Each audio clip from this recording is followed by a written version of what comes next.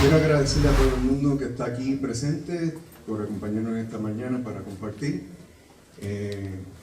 Estoy muy agradecido por esta invitación aquí a presentar, es un honor para mí, viniendo de tan lejos.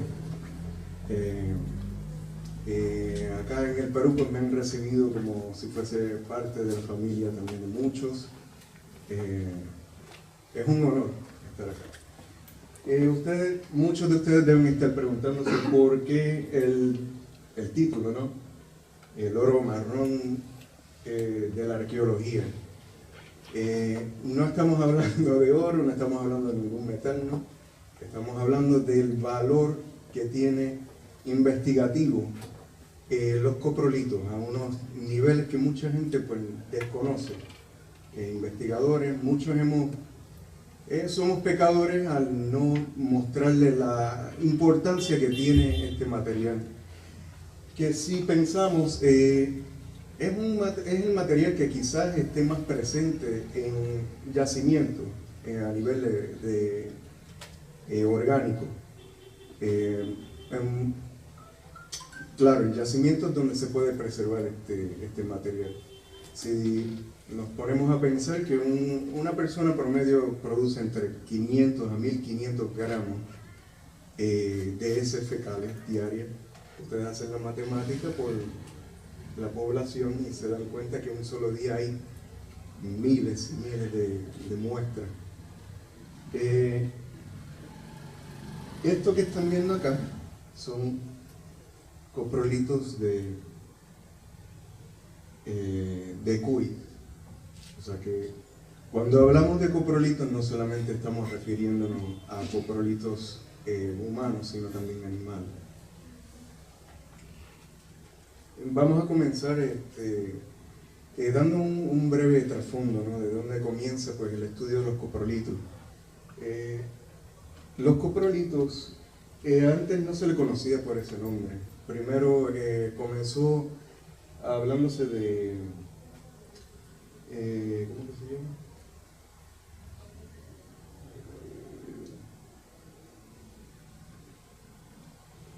Sí, no tengo el nombre ahí, pero no tenía el nombre de coprolito. Se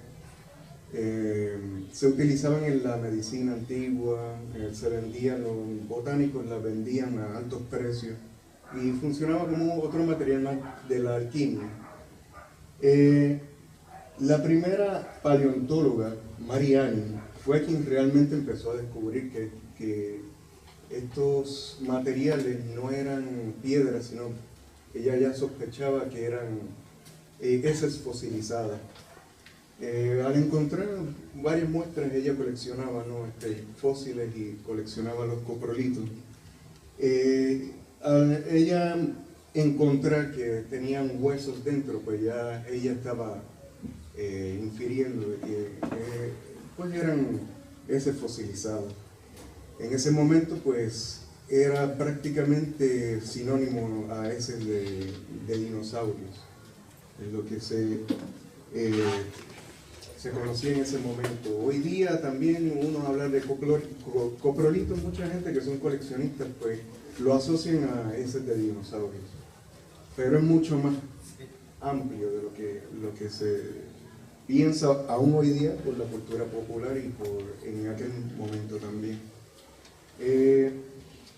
El geólogo William Buckland, él adopta y le da crédito a Mariani por hacer esas observaciones. Y entonces el primer documento que se publica acerca de los coprolitos se llama On the Discovery of Coprolites or Fossil Feces in the Lime Regis and Other Formations. Pues lo está asociando también a una formación geológica, ¿no? Luego de ahí,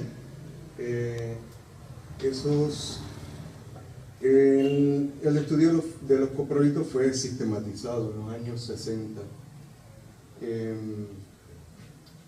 Ya también en ese tiempo también un etnobotánico pues había hecho también observaciones de que los coprolitos ya, para ese momento ya se sabía de que podían producir mucha información sobre la dieta que tenían en el pasado, ya en 1896.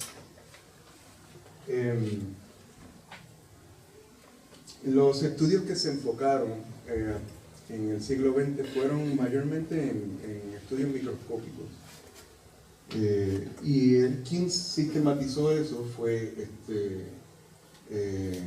el arqueólogo Callen junto a su colega Cameron. Estos autores, Reinhardt y Bryant, ellos han hecho han dividido la historia en 3 fases. La historia del estudio de los coprolitos.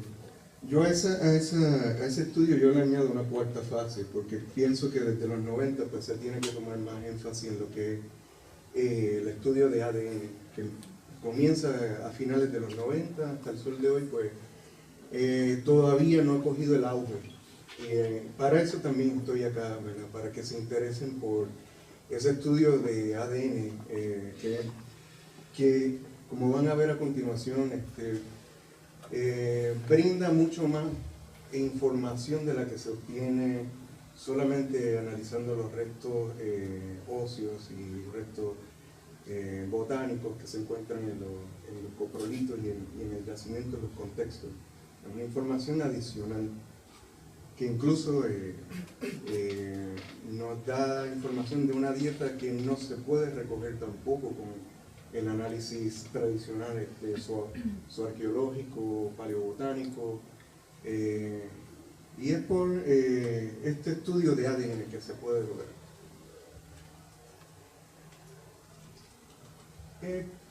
¿Qué componentes pueden encontrarse en los coprolitos? Pues los coprolitos se componen de material parcialmente digerido y sin digerir, de plantas y animales. Entre ellos se encuentran las plumas, ¿verdad? Depende del tipo de animal. Si es carnívoro, pues va a encontrar mucho más restos animales, ¿no? Pelos, plumas, huesos, garras, escamas, exoesqueletos de artrópodos, moco, lípidos, semillas, granos de polen, tejidos de planta, granos de almidón, fitolitos, células, isótopos. También se encuentran bacterias, parásitos, hongos, ADN humano, ADN animal, ADN de cloroplastos de plantas, ADN microbiano y ARN viral. Todo ese tipo de información se puede adquirir incluso hasta de una sola muestra de coprolitos. Por eso el título de mi presentación, porque toda la información que se puede adquirir de ello es muy valiosa. Algunos tipos de información biológica, ecológica y cultural que se pueden obtener. Se pueden hacer estudios de ascendencia, estudios de genética, ¿no? El género del productor se puede identificar si era masculino o femenino, si era un hombre o una mujer. Se pueden hacer estudios de igualdad de género, por ejemplo, si estaban consumiendo los mismos productos, estaban consumiendo otro tipo de productos. La dieta humana, la dieta animal, se hacen estudios en coprolitos animales también. Se puede identificar especies específicas a través de ADN mitocondrial, ¿no? Prácticas agrícolas, estacionalidad, están consumiendo alimentos que solo se producen en un tiempo específico. El productor del coprolito pues hace eso, produce esas heces en solo unas horas, o sea que estamos hablando de un evento. Se pueden hacer estudios de esos eventos, ¿no? Se pueden hacer estudios poblacionales o se pueden hacer estudios de ese individuo en particular.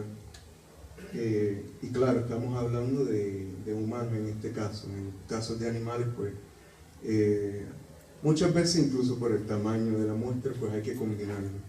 Entonces pues ya ahí se puede hacer estudios más de poblaciones, no tan específicos como sí hacer estudios de coprolitos humanos. Se puede hacer estudios de salud, de paleopatología, ¿no? De la presencia de parásitos, parasitología, interacciones ecológicas entre especies, qué especies estaban viviendo en ese mismo espacio y qué relación tenían de depredador, presa o depredador, ¿no? Se pueden hacer fechamientos incluso del mismo coprolito, o sea que se puede también saber de qué tiempo estamos hablando y ese coprolito, pues compararlo entre distintos tiempos, ¿no? Y ver como en un mismo yacimiento arqueológico como se dan esos cambios dietéticos, cambios quizás pues incluso, ¿verdad?, por cambios atmosféricos, cambios climatológicos.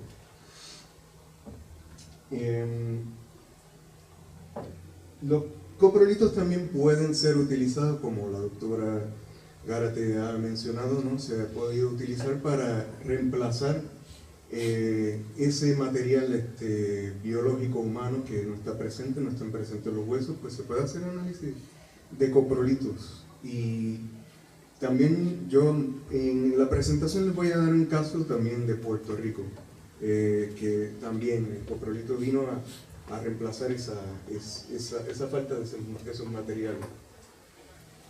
Y un montón de otra información no se puede adquirir de esto.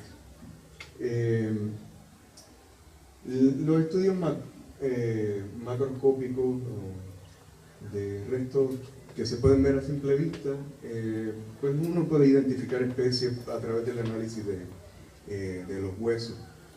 Esto es un ejemplo de un coprolito de un Barophagus parvus, que es lo que le llaman una hiena o perro hiena, que ya están extintos, se extinguieron hace 2 millones de años, me parece, 3 millones.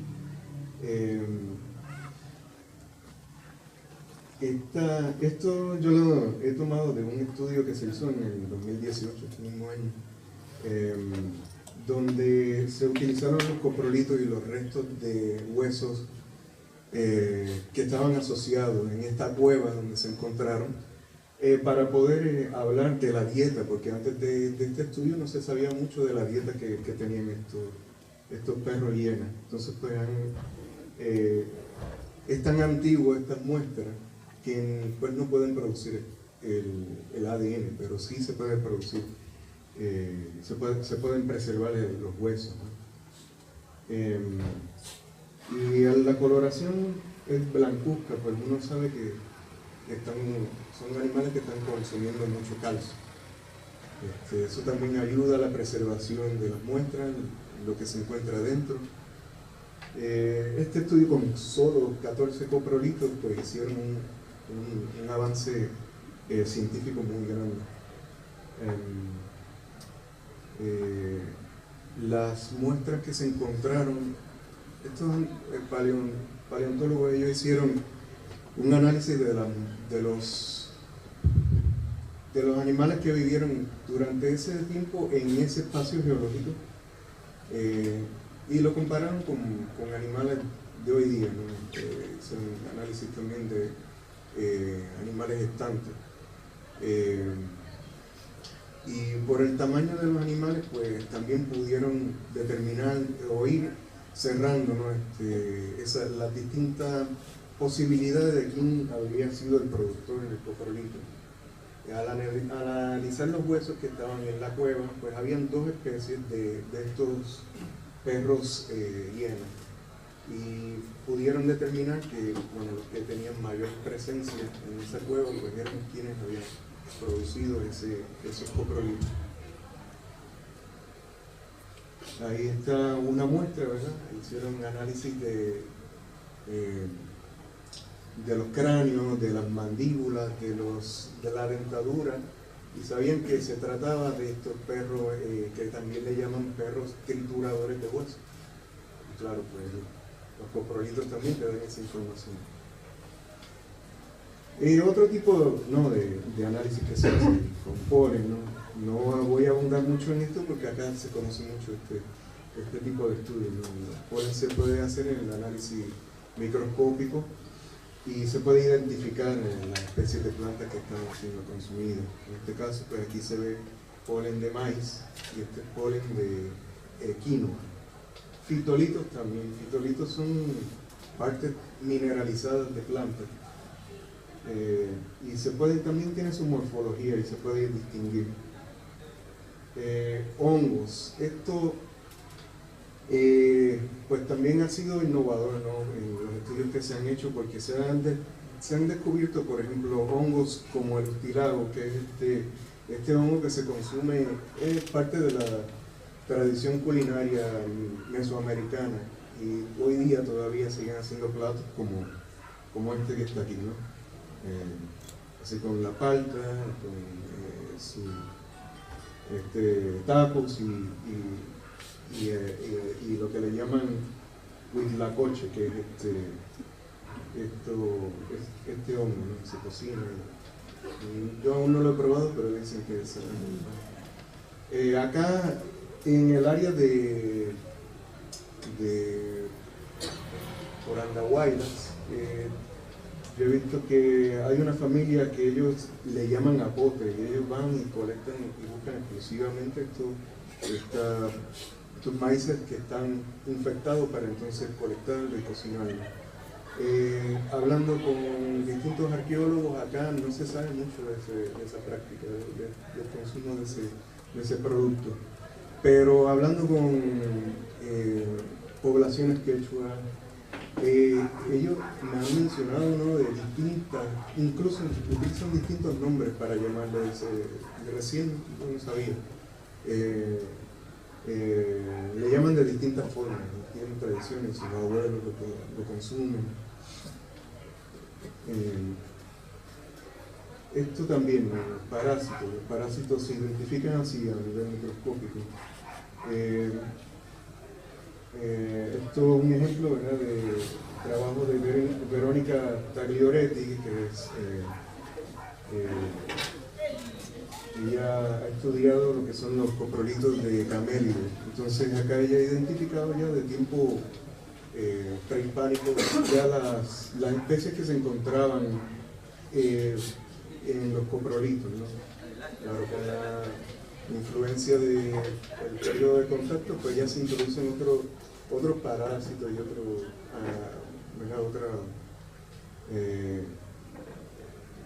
otras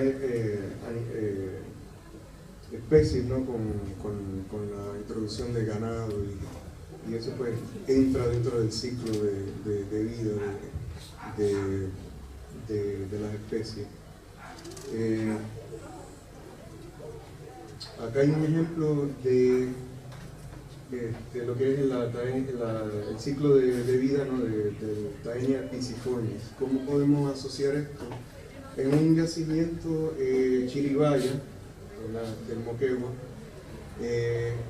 Carlos Hertz hizo esta tesis bajo la dirección de Sonia Guillén, y él estudió coprolitos de camélidos, perros pastores, ¿no?, del contexto Chiribaya, y hizo ese análisis con muestras estantes, ¿no?, también con muestras de especies que están vivas hoy día, y hizo esa comparación para ver cómo cambiaba, ¿no?, eso a través del tiempo. Dentro de los parásitos se encontró lo que es Taenia pisciformis, que para concluir su ciclo necesita de conejos, vizcachas o cuyes para poder vivir, ¿no? El ciclo pues comienza, ¿no?, con un perro comiéndose un cuy infectado, o un conejo, una vizcacha, ¿no? O sea, esas son las especies en las que ellos viven en forma larvaria, y viven en los tejidos blandos. Así que estamos hablando de que están consumiendo perros que están consumiendo tejido blando.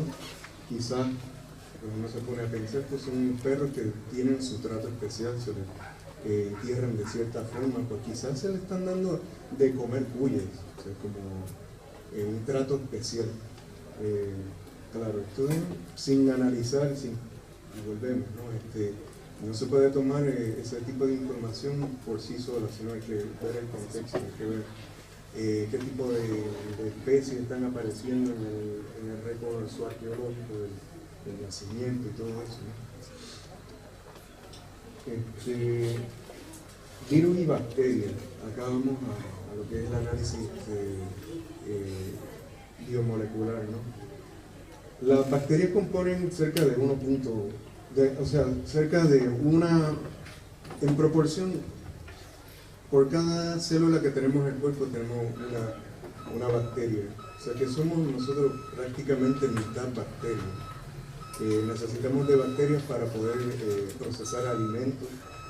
En algunas especies como los cuy, pues ellos tienen unas bacterias que pueden, y así los animales rumiantes y animales que son herbívoros, pues pueden procesar lo que son las fibras que nosotros no podemos procesar.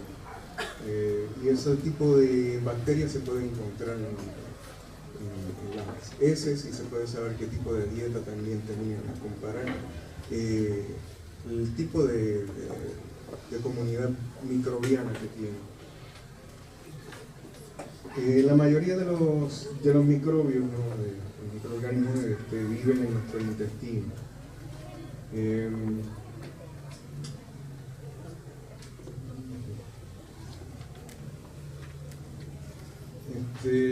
Un tipo muy especial de virus que se encuentra son los retrovirus. Estos retrovirus alteran el ADN del huésped, pero no solo lo alteran y lo cambian, sino que se pasa de generación en generación y puede pasar 1000 años y un huésped que fue infectado por un virus de esto lo pasa a sus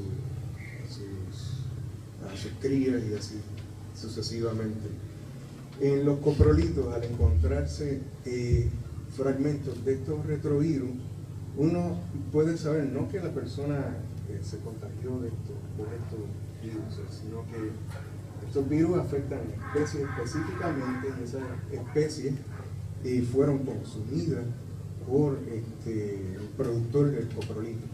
Una persona consume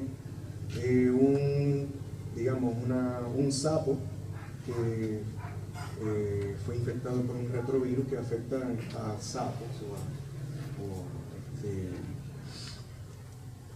o a ese tipo de animal, y eso se encuentra, ¿no? Esos fragmentos en el coprolito, ¿sabe?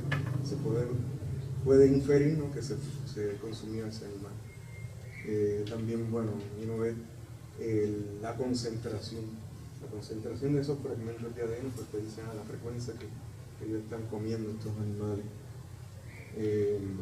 También no solamente animales, ¿no? Estos virus pues también afectan a plantas, a todo organismo, ¿no? Y pues podemos también hablar de plantas que han sido infectadas, que han sido consumidas.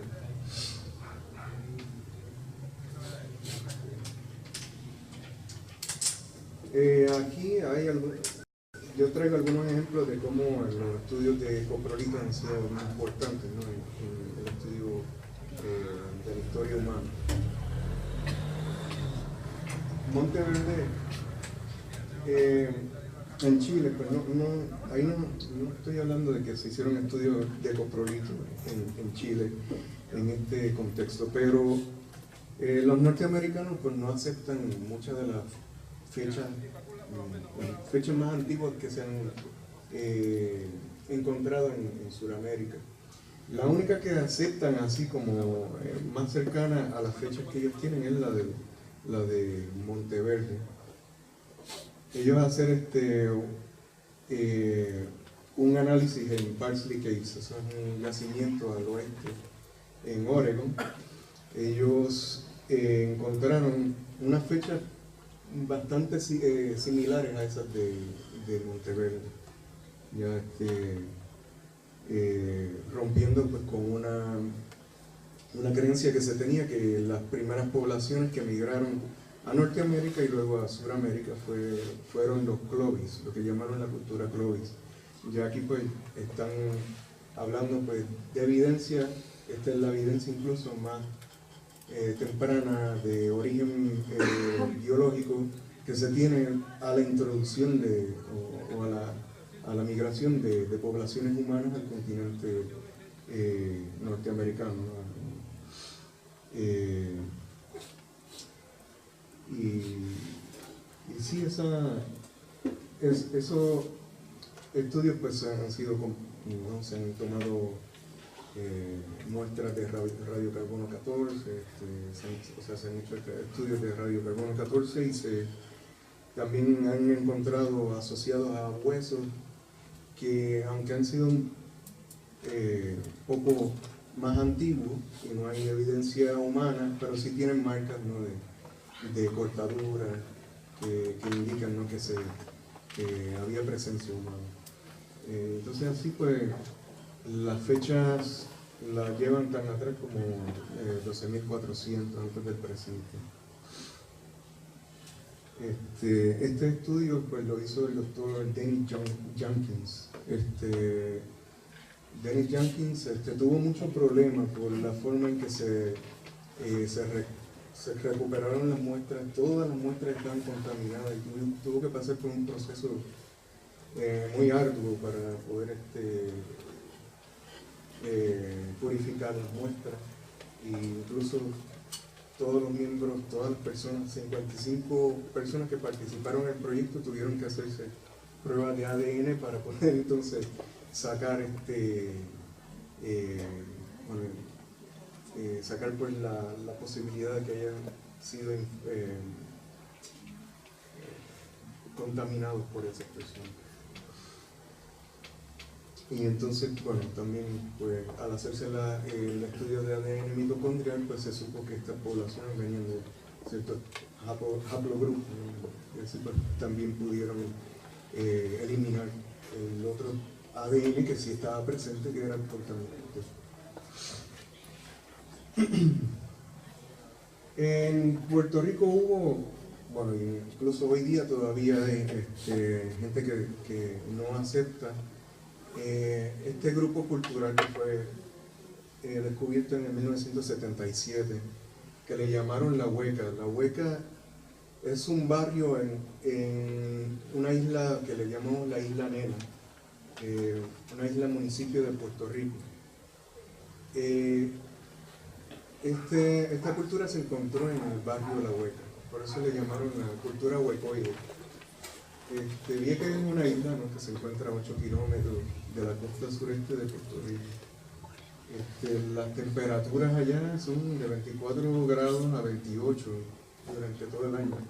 Estamos hablando de que es un lugar tropical y contradice, ¿verdad?, lo que han dicho muchos biólogos, arqueólogos durante mucho tiempo, de que bajo condiciones así no se puede preservar los coprolitos. Pues ahí sí se encontraron coprolitos y han sido positivos de muchos análisis y análisis de ADN.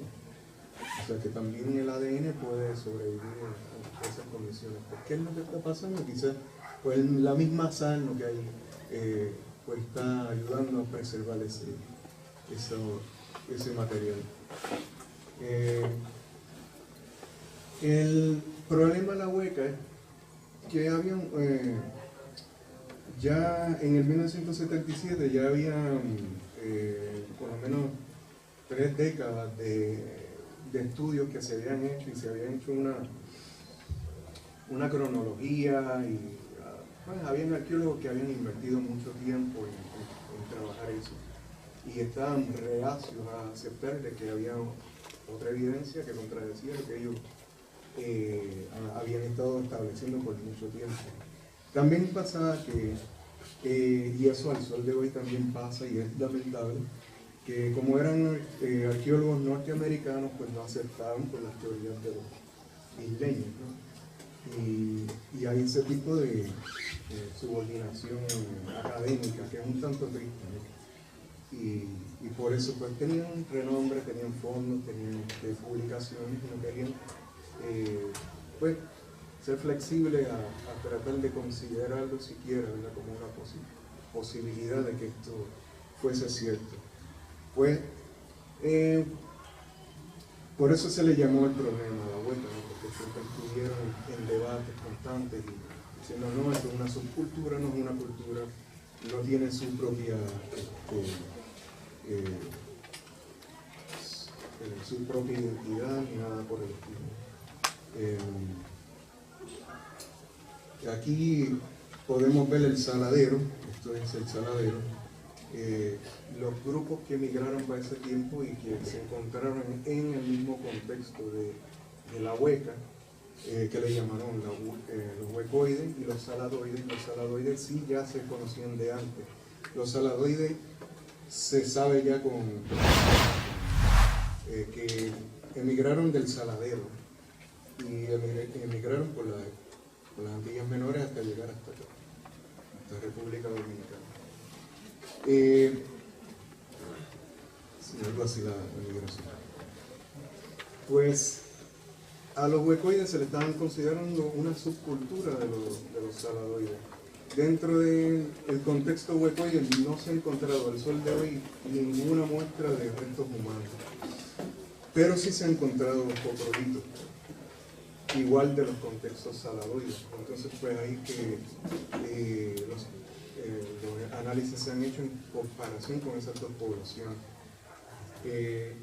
Como vienen de esa ruta migratoria, también se han hecho estudios de heces gestantes de la Amazonía, para entonces compararlas con estas poblaciones. Lo que se ha encontrado es que los microorganismos que se han encontrado en las heces de Amazonía están más asociados a las poblaciones de contexto saladero, saladoide, y no así con las comunidades huecoides. Esto es ejemplo de la cerámica saladoide. Aún teniendo la cerámica tan distinta, no se aceptaban que fuesen dos culturas distintas. Ellos también, dentro de sus amuletos, pues tenían la representación de animales que podrían encontrarse en el Caribe, como son estos pues, en forma plataciforme, en forma de sapo. En el caso de la hueca, pues se puede ver la cerámica bastante distinta, con incisiones y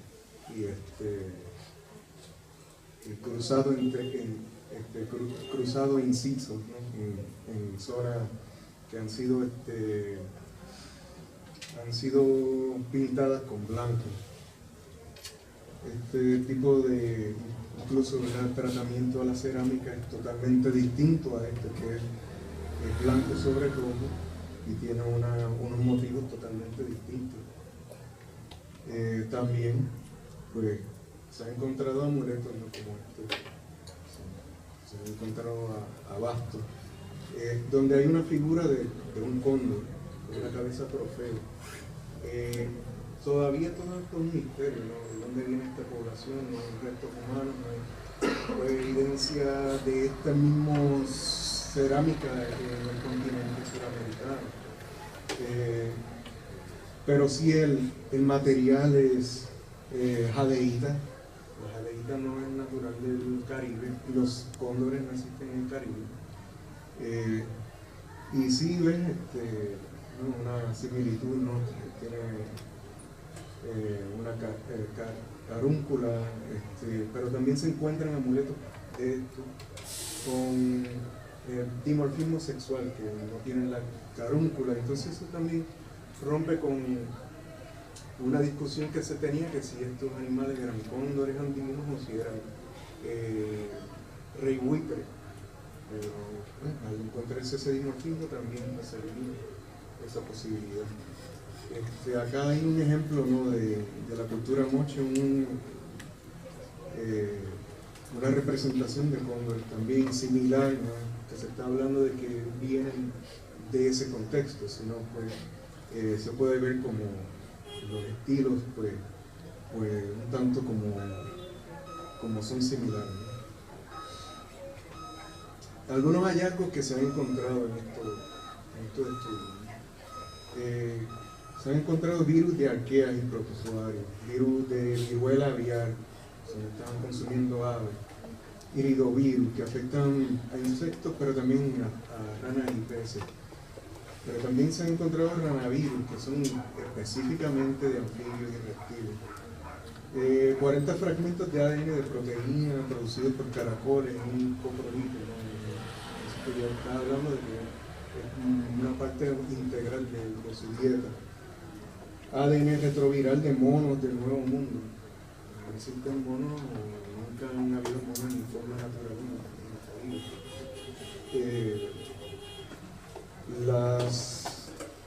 Los animales mamíferos más grandes en el Caribe eran manatíes. Terrestre, un perro era lo más grande.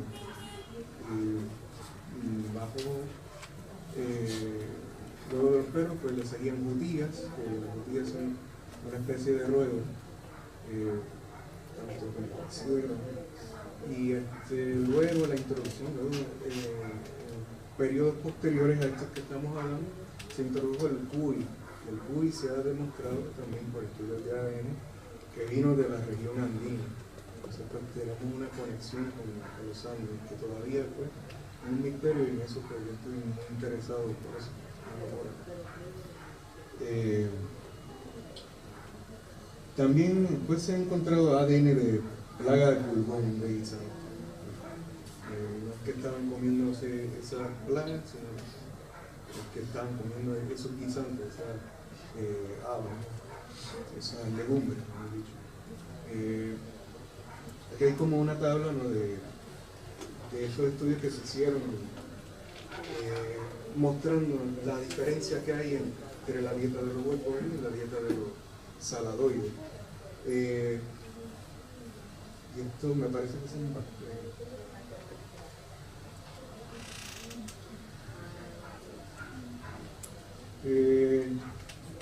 ok, ahora vamos a... ¿En qué contextos se pueden encontrar los coprolitos? Los coprolitos se preservan mejor en cuevas. Es un lugar predilecto para encontrar los coprolitos. En desiertos, en la zona de Moquegua, yo fui a Moquegua hace unos días, yo estuve por allá, uno caminando ve los coprolitos así saliendo de la tierra, por todos lados, conjunto con textiles y todo, ¿no? Lugares de alto contenido de sal, ¿no?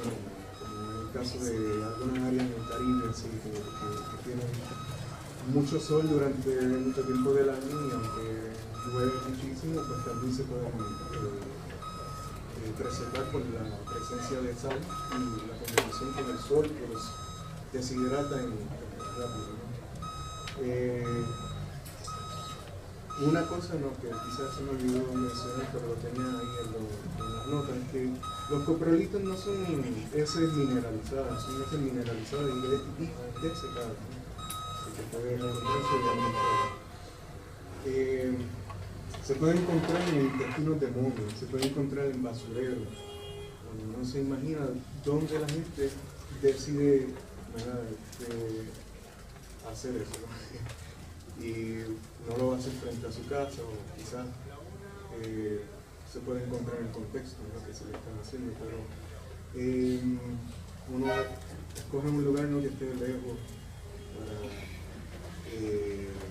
uno pararse, ¿no? Se pueden hacer, bueno, no hacen hoyo y ahí lo hacen, pero reutilizando el espacio, ¿no?, donde se están tirando la cerámica, donde el basurero, donde están los restos animales, pues ahí también se pueden encontrar los coprolitos, que también ayuda la presencia de ese calcio, ¿no?, que lo preserva. Zanjas excavadas, zanjas que hacen, ¿no?, como un método de composición para algo, ¿no?, desviar alguna fuente de agua, no sé, ahí también se encuentran letrinas, en las letrinas especialmente en contexto histórico. Ahí pues no se puede diferenciar un coprolito de otro, pero se hace, ¿verdad?, el estudio de los microorganismos que hay dentro de todo ese conjunto. Cerca de fogones, los fogones ayudan también a la desecación. En el caso, por ejemplo, de los cuy, que se se crían dentro de las casas, pues uno puede encontrar estos coprolitos dentro de esa estructura. En el caso de, por ejemplo, Cerro Baúl, se han encontrado coprolitos de cuis pero también dentro de espacios delimitados que ya han llamado cuyera. Ahí se han encontrado.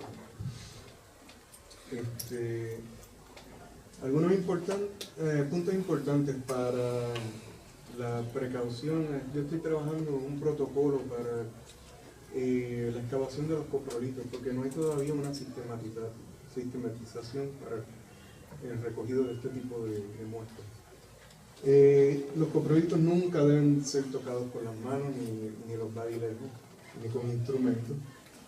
Siempre tienen que, si se va a tocar con algún instrumento, se tiene que esterilizar, porque los badilejos tienen ya el ADN de nosotros y de muchas personas que han tocado sus instrumentos. No se debe utilizar guantes con polvo porque contaminan las muestras. Mascarillas, las mascarillas pueden respirar sobre los coprolitos y también contaminarlos. Cuando estamos hablando de ADN antiguo, es facilísimo de uno contaminar las muestras. Igual, no sé, uno tiene catarro o algo, pues, puede soltar algo. Se debe utilizar pinzas estériles desechables, o si no se utilizan las pinzas desechables, cada vez que se toma una muestra, se tiene que esterilizar los instrumentos. Se debe de guardar, eso sí, no puede variar. Las bolsas tienen que ser bolsas estériles, porque también las bolsas pueden contener otro material, se mueven, todo y se contamina. También para muestras que son frágiles se utilizan cajitas de cartón, porque si no se pulveriza el coprolito y ya uno no sabe qué es tierra y qué no es. Los coprolitos, cuando se analizan, especialmente los de humanos y los grandes, ¿no?, de animales grandes, el procedimiento que se hace es que se tiene que cortar 2 milímetros de la corteza alrededor del coprolito, y eso se analiza también. Y se analiza aparte lo que es el interior del coprolito. También se toman muestras de tierra, y las muestras de tierra también te va a dar otra información que te dice, ok, estos microorganismos o restos botánicos pues vienen de la tierra, no vienen del coprolito, pues, no vienen del tracto gastrointestinal, sino que hay una contaminación. Cuando se está recogiendo la muestra también se tiene que tener precaución de no patear el suelo, no levantar el polvo, porque el polvo también pues, se contamina las muestras. Aún así, cuando se va a cortar la corteza. En laboratorio, esto no lo puse en las notas porque va a ser muy extenso hablar del procedimiento en el laboratorio. También se utiliza luz ultravioleta para irradiar un poco las muestras antes de tomar submuestras de cada coprolito para análisis de distintas imágenes. Otros puntos: no se debe colocar más de un coprolito por bolsa, porque también contamina las otras muestras. En caso de que pues ya sea inevitable, ya hayan varias muestras, pues se pueden en conjunto, pero se toma nota de ello. Pues, tales muestras, todas estas muestras están en conjunto, en el mismo contexto, no pueden venir de otros contextos. En caso de análisis de coprolitos animales, muchas de esas se tienen que combinar de todos modos. Y ahí también es importante tomar la muestra de tierra para entonces estos microorganismos posiblemente vienen de la tierra, y estos que son más propios del tracto gastrointestinal, pues sí hay una mayor posibilidad de que sí son parte de lo que componía el coprolito viniendo del organismo del animal productor. El badilejo, pues si se va a tomar la muestra con el badilejo, se debe dejar en cloro durante 2 minutos. Media taza de suelo es lo que se recomienda que se tome debajo de los coprolitos para hacer esa comparación. Y igual, se ponen en bolsa estéril.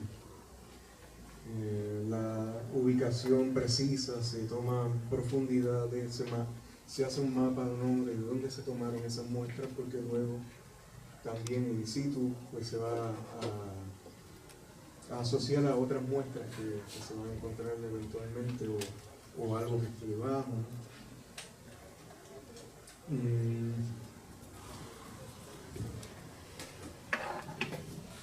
Si se encuentra in situ el coprolito, porque también, como van a ver a continuación, se encuentra en Sarabia. Si se encuentra in situ, pues hay que tratar de buscar algún material orgánico que esté aledaño, cercano al coprolito, para poder entonces fecharlo. Si la muestra, por ejemplo, es muy pequeña, no vas a sacrificar completamente el coprolito simplemente para tener la fecha, porque tienen la fecha pero no tienen ningún análisis. Entonces, mejor utilizar otro muestra. El coprolito, pues, dependiendo de la especie, incluso coprolitos humanos, a veces no contienen mucha información y tienen que ser combinados para poder sacar mayor información genética, biomolecular.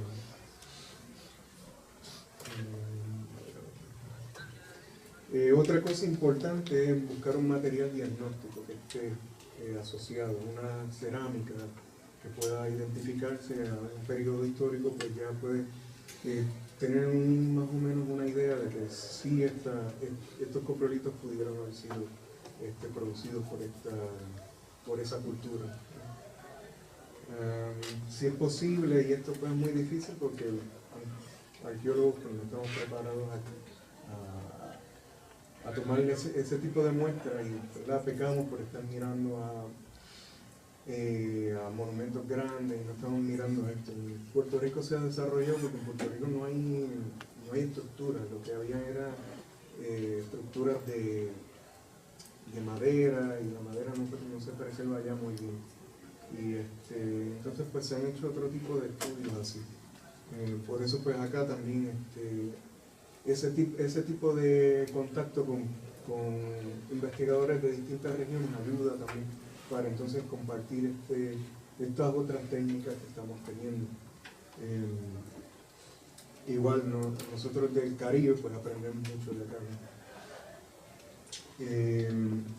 Las muestras, pues, se trata de que se mantengan a 4 grados Celsius en campo, pero eso es muchas veces imposible. Lo que se hace pues se toma la muestra como ya se había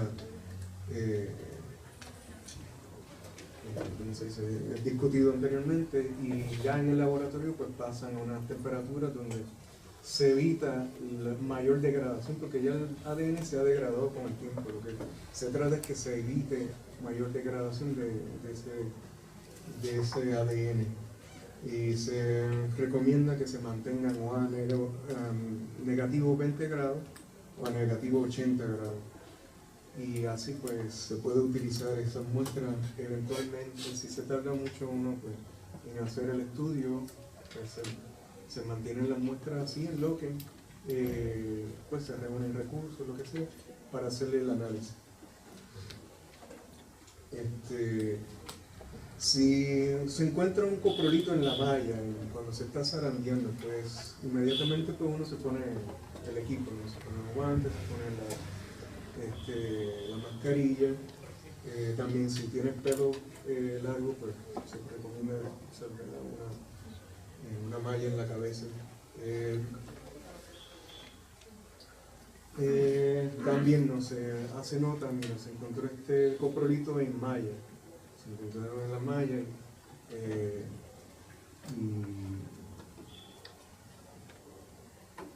y ahí se escribe pues el nombre de la persona que estaba zarandeando. Por si acaso pues la contaminación pues se puede saber que proviene de esa persona, y quizás se pueden hacer hasta otros estudios para entonces eliminar la contaminación.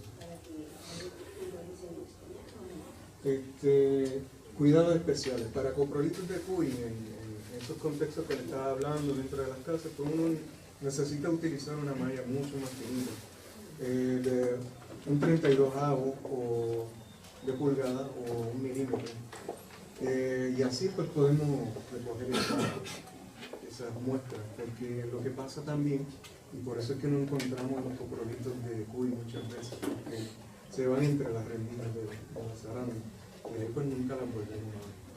También pues hay un problema de que mucha gente pues no está acostumbrada a ver los coprolitos y no los estamos identificando en campo tampoco. Y en eso pecamos todos, porque en la arqueología pues eso no es muy común verlo en distintos espacios, incluso acá en los Andes, pues en la sierra, mucha gente pues no está pendiente de eso porque no es algo que se disputa tanto. Pero sí, por ejemplo, yo en Huari encontré coprolitos de camello, pero estaban cerca de evidencias de quema, ¿no? Estaba el suelo con ceniza, con oscuro, y ya pues ahí uno tiene como un poco más de precaución para ver qué está asociado a ese problema.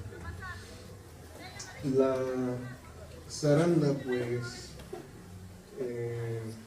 cuando se hace esto intencionalmente como parte de la toma de muestra, uno agarra un galón de muestra de tierra y eso lo zarandea por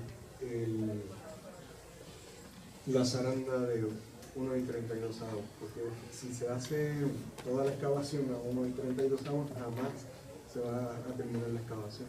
Así que se toman muestras para poder avanzar con la excavación, pero también teniendo la precaución de encontrar eso, y en el espacio delimitado donde uno piensa que va a ser positivo eso. Reunir esos recursos ahí en ese espacio.